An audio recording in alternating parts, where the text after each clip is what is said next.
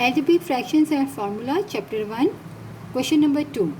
Question number 2 में हमारे पास है simplify each of the following. Part A में हमारे पास यहाँ पर हमारे पास दो टर्म है और डिनोमिनेटर में भी यहाँ पर हमारे पास दो टर्म है। जैसे कि हमने क्वेश्चन नंबर 1 में जब सॉल्व किया था तो वहाँ हमारे पास न्यूमिनेटर और डिनोमिनेटर में दोनों में एक ही टर्म थी। तो जो एक टर्म होती है तो वो आपस में हमारे पास मल्टीप्लाई हो रही होती है, तो हम डायरेक्ट इसको, जैसे अगर ये हमारे पास सिर्फ टर्म होती, ऊपर हमारे पास एक्स वाई और डिनोमिनेटर में अगर 4x होता तो हम x का x को कैंसिल कर देते, हमारा आंसर होता y/4।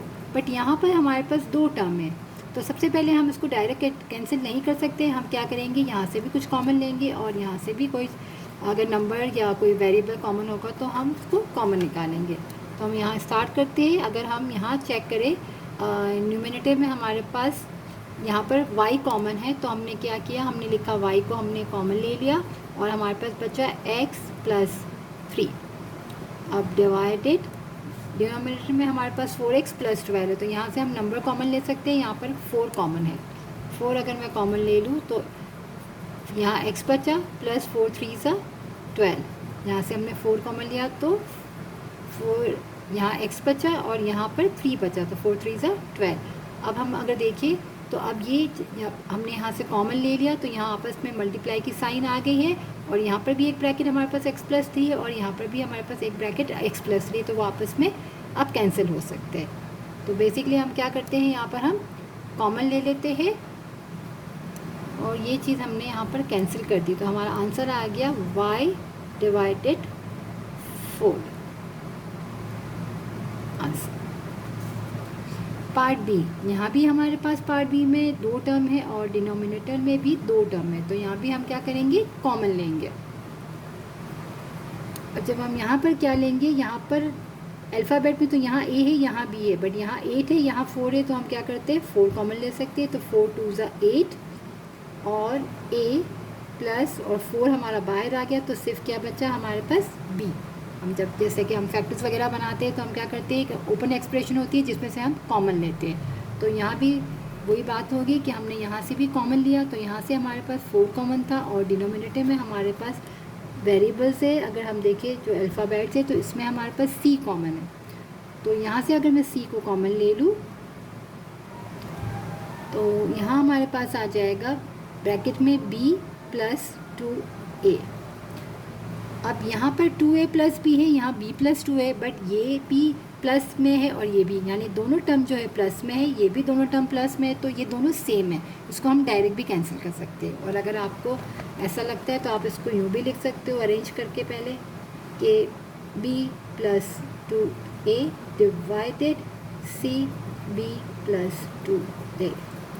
फिर इसको आप कैंसिल कर लो, लेकिन आप यहाँ डायरेक्ट कैंसिल कर सकते हो क्योंकि यहाँ पर भी 2a प्लस में, यहाँ भी 2a प्लस में, यहाँ भी b प्लस में, यहाँ भी। अगर एक यहाँ से अगर कोई एक माइनस होता तो हम इसको कैंसिल नहीं कर सकते थे, तब वो दोनों आपस में बराबर नहीं होते। तो आप यहाँ भी कैंसिल कर सकते थे और आपने अरेंज करके भी कैंसिल कर दिया, तो हमारा आंसर आ जाएगा 4/c आंसर। पार्ट सी में अगर हम देखें तो हमारे पास यहाँ पर दो टर्म है, तो यहाँ से a कॉमन है, तो एक a हमारे पास बचा प्लस 2b बचा और डिवाइडेड यहाँ पर हमारे पास सिर्फ एक ही टर्म है 6a, वो हमने एज इट यहाँ पर लिख दी। जैसे कि लास्ट पहले के हमने दो पार्ट किए, उसमें हमारे पास फ्रैक्शन फॉर्म में भी दो टर्म थी और हमारे पास यहाँ पर न्यूमिनेटर में भी दो टर्म थी और डिनोमिनेटर में भी। तो अब यहाँ पर हमारे पास देखा जाए तो डिनोमिनेटर में सिर्फ एक टर्म है, तो हमने सिर्फ यहाँ से कॉमन ले लेंगे और यहाँ से ये a और ये a हमारा कैंसिल हो जाएगा, तो हमारा आंसर आ जाएगा a + 2b divided 6 answer. Part D में हमारे पास न्यूमिनेटर में सिर्फ यहाँ पर c² है, यहाँ एक टर्म है, तो इसको हम एज इट लिख लेंगे c²। और डिनोमिनेटर में से हम क्या करेंगे, c को कॉमन ले लेंगे, तो c कॉमन लिया तो यहाँ पर दो c थे हमारे पास, पावर स्क्वायर थी, तो एक c हमारे पास यहाँ बचा -d। अब क्या करेंगे, यहाँ पर c है और ये c² है, तो ये एक c हमारा कैंसिल हो जाएगा और यहाँ पर ये पूरा कैंसिल होगा और यहाँ पर 2 में से 1 गया तो 1 पावर बची है। तो हमारा आंसर क्या आ जाएगा यहाँ पर C/C minus D answer. Part E में यहाँ हमारे पास m-n की पावर स्क्वायर है, तो उसको हम यूँ स्क्वायर में भी लिख सकते हैं और अलग अलग करके भी 2 बार लिख सकते हैं, क्योंकि जब बेस सेम हो तो हमारे पावर्स जो है वो ऐड होते हैं। तो इसको हमने स्क्वायर में रहने दिया है और यहाँ पर डिनोमिनेटर में 2 टर्म में फ्रैक्शन फॉर्म है, तो हम क्या करेंगे, यहाँ से m को पहले कॉमन ले ले, तो यहाँ पर पावर स्क्वायर थी तो एक m बचा माइनस n बचा। अब यहाँ पर m-n दोनों ब्रैकेट है, यहाँ पावर स्क्वायर है, यहाँ पावर 1 है, तो ये पूरा हमारा कैंसिल हो जाएगा क्योंकि पावर 1 थी और यहाँ पे पावर स्क्वायर कैंसिल हुआ तो यहाँ पावर 1 बची।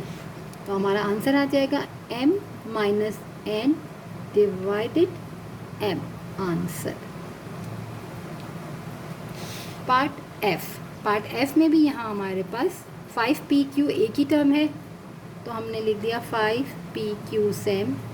डिवाइड में से हम क्या करेंगे, 2 टर्म है तो हम पहले कॉमन लेंगे, तो यहाँ हमारे पास एक तो 5 कॉमन आएगा और p कॉमन आएगा, तो अंदर क्या बचा 5, यहाँ पर 15 है तो 5 3 सा 15 और p तो हमारे यहाँ से बाहर आ गया माइनस, और यहाँ पर 5 कॉमन लिया था तो 10 है तो 5 2 सा 10 और p हमारे पास एक ही था जो बाहर आ गया और बचा है यहाँ पर q।